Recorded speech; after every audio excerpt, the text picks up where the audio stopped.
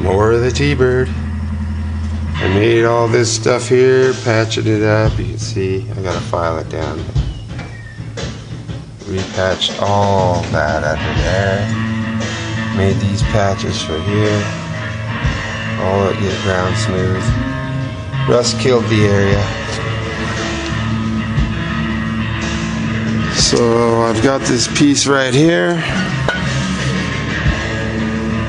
I just gotta trim it out. And it's gonna fix her up, man. And I got a hole I gotta make a patch for. Some tin work behind it a little bit. Duplicate this on the bottom here out of a piece of tin I have. Otherwise, it's going fairly well. It's taking a lot of time, a lot of rust behind the panels. That's always how it is on the older rigs. But this new piece will be sweet. Just got to make this piece right here. Used to go all the way down to the bottom. I had to saw it off because it was rusted off. Using galvanized.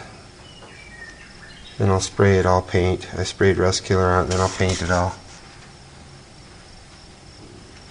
Then we'll start putting her back together. Chop a doodle dandy.